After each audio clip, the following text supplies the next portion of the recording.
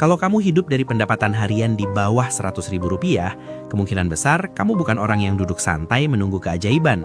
Kamu mungkin seorang buruh yang tenaganya dibayar per hari, seorang ojek online yang harus menunggu order sambil menahan panas dan hujan, seorang pedagang kecil yang dagangannya belum tentu laku setiap hari, atau seorang freelancer pemula yang penghasilannya belum stabil dan sering datang terlambat. Apapun profesinya, satu kesamaannya sama, uang hanya datang kalau kamu bergerak, dan begitu kamu berhenti, penghasilan pun ikut berhenti. Masalahnya, hidup tidak ikut berhenti, kebutuhan tetap datang setiap hari, makan tidak bisa ditunda, ongkos jalan tetap harus dibayar, dan seringkali baru siang atau sore hari, kamu sudah mulai menghitung sisa uang sambil bertanya dalam hati, cukup nggak sampai malam? Banyak orang di posisi ini hidup dari hari ke hari, bukan dari bulan ke bulan. Bangun pagi dengan satu tujuan sederhana, hari ini bisa lewat tanpa masalah. Besok dipikirkan besok. Dan begitu terus, berulang tanpa sempat menarik napas panjang.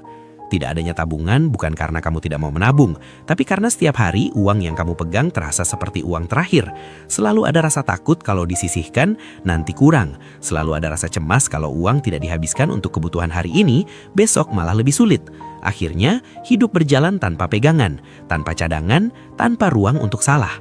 Satu kejadian kecil saja, sakit, hujan, motor rusak, bisa langsung mengguncang semuanya.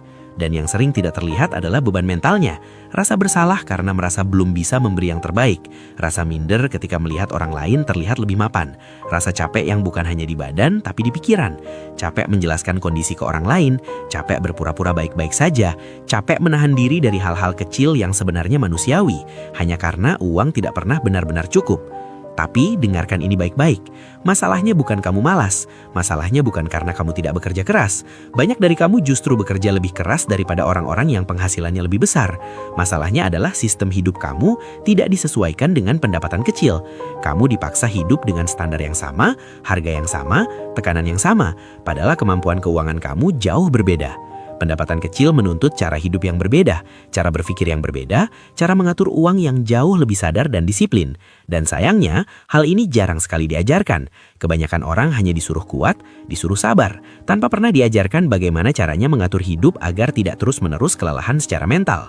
Di bagian ini, saya ingin kamu berhenti menyalahkan diri sendiri. Berhenti berasa gagal hanya karena angka di dompet kamu kecil. Karena yang akan kita bahas setelah ini bukan soal siapa yang salah, tapi bagaimana caranya kamu bisa bertahan dengan lebih tenang, lebih terkontrol, dan lebih manusiawi meski pendapatan kamu saat ini masih terbatas.